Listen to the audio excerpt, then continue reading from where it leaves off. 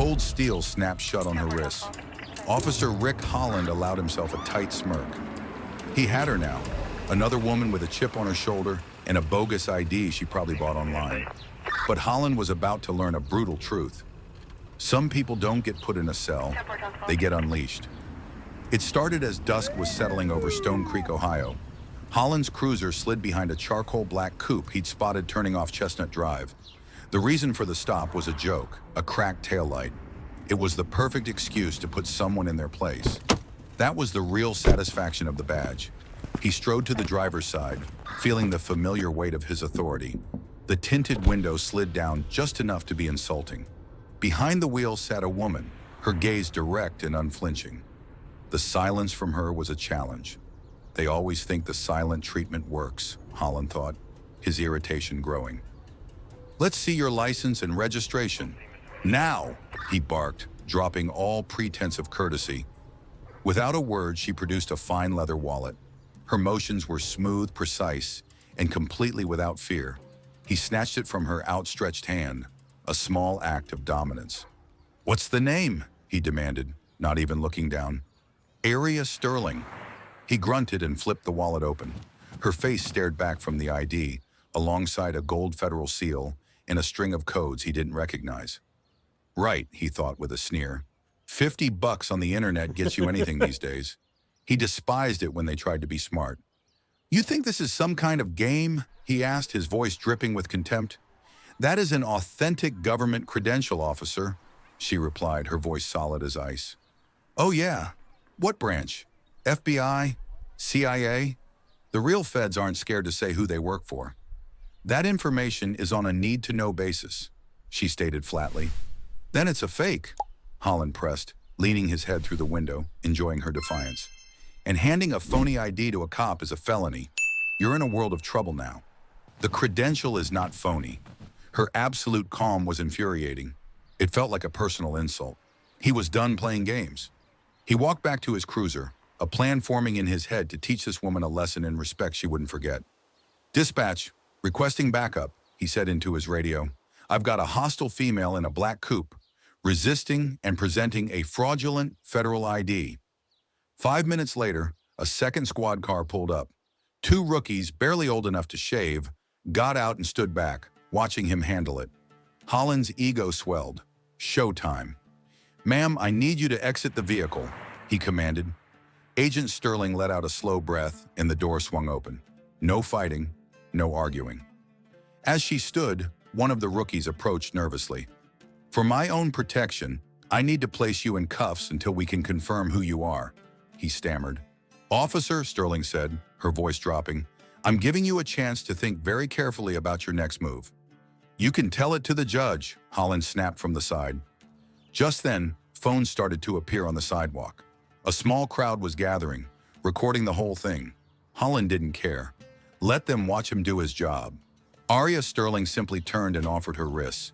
As she did, her blazer parted, revealing a small, skin-toned earpiece. Holland saw it but wrote it off as part of her little act. Her composure was unnatural, and it bothered him more than any shouting match could. He never saw her tilt her smartwatch, nor did he hear the single word she breathed into it just before the metal clicked into place. The cuffs bit into her skin. The three cops surrounded her. Holland stared her down. "Where were you headed in such a hurry?" he asked, his tone heavy with accusation. "I was going home." "And where is home?" She looked right through him. "You already know I can't tell you that." He stepped into her personal space, his voice a low growl. "Look, lady, this whole secret agent routine is over. What I see is a woman with no legal ID who refuses to cooperate with the law. And that's a very bad look." "You have my identification," she replied calmly. "You are simply choosing not to believe it." That was it. The sheer arrogance in her voice ignited his fury. A man in the crowd yelled out, "You're arresting her for a taillight?" Holland ignored him, keying his radio. "Dispatch, any update on that ID?" A burst of static came back. "Negative, Rick. It's not in any database we can access." He turned to the younger officer. "Search her." The rookie took a half step forward but froze when Sterling spoke again. Her voice was sharp enough to cut glass. "Son, I suggest you don't do that." "Is that a threat?"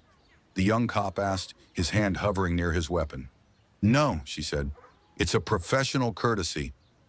In that exact moment, a piercing squeal of tires ripped through the evening air.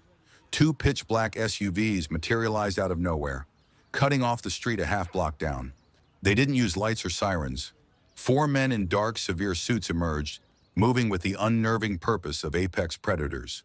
The leader, a tall man with a face like carved stone, walked straight for Holland and flashed a badge. Strategic Response Unit. The man's voice cut through the air, cold and sharp. You are interfering with a federal agent. Uncuff her immediately. A surge of indignant fury flared in Holland's chest. I don't care who you are. She is under arrest until I can verify exactly who she is. The agent got right in his face, his eyes devoid of emotion.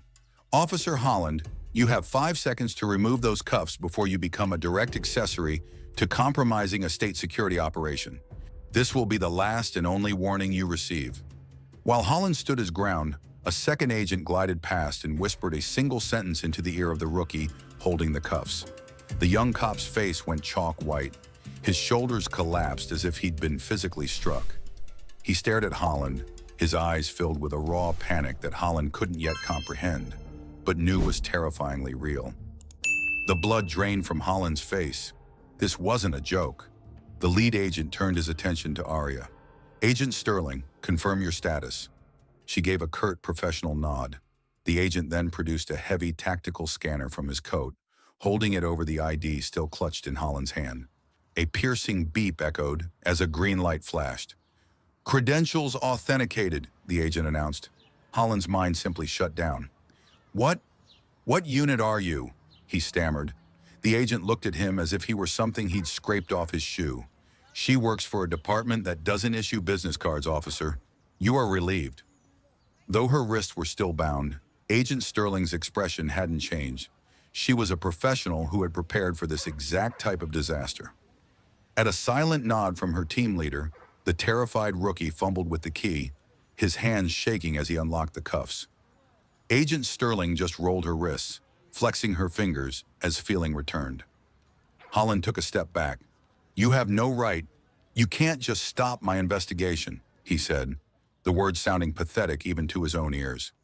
Your investigation, the lead agent said, his voice a low threat, put a multi-year deep cover operation in jeopardy.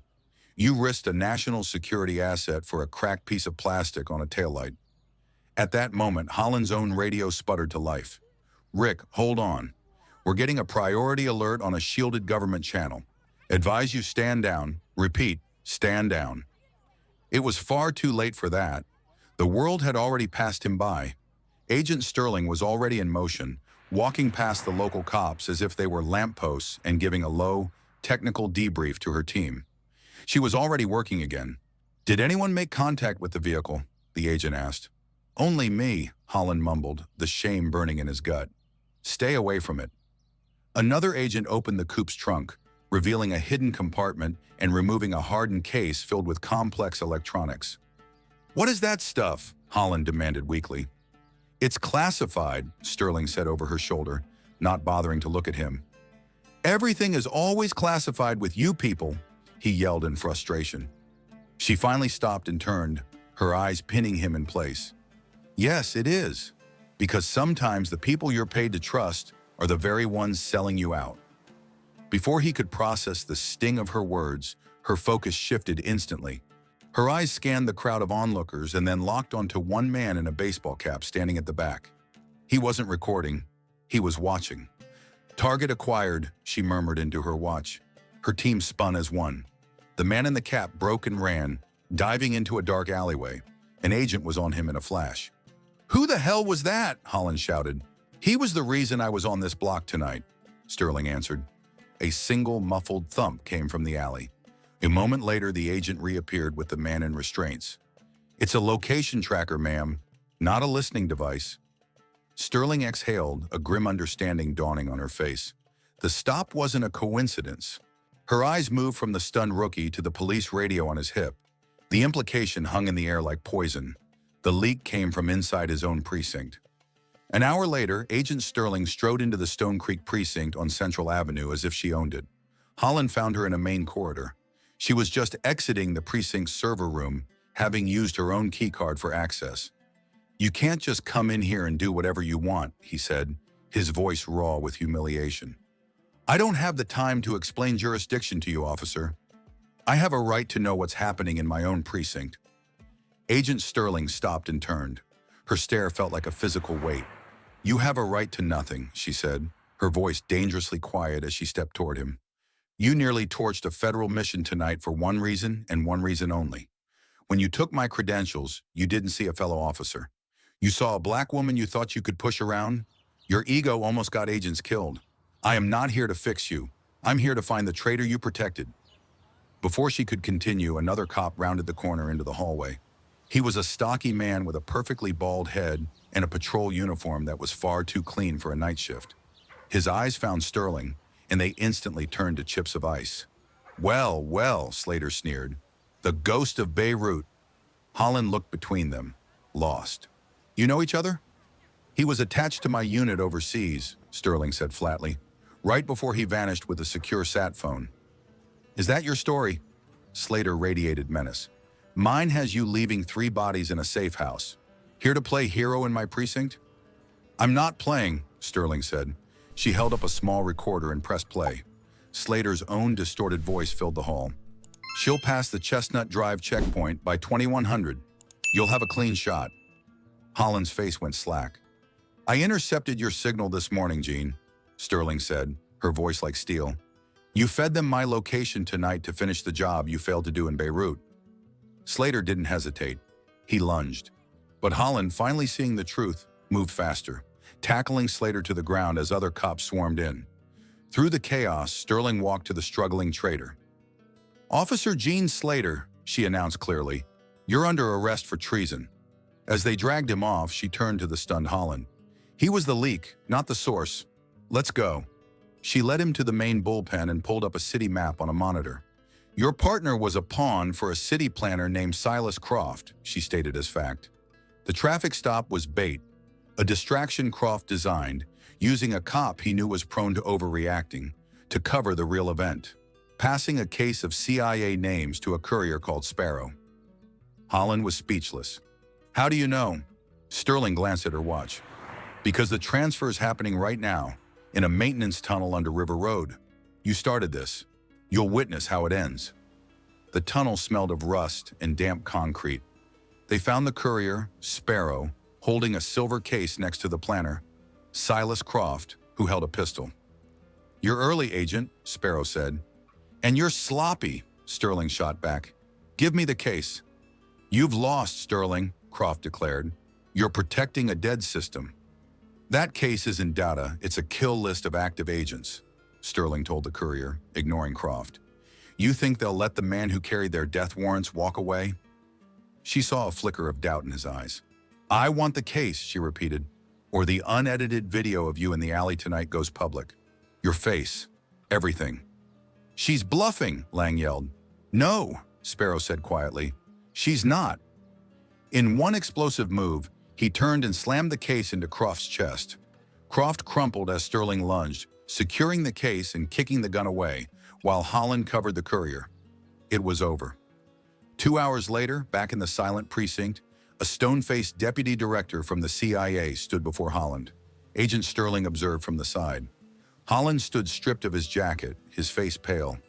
"Officer Holland," the director's voice was dangerously quiet, "your actions, motivated by incompetence and prejudice, endangered a critical national security operation.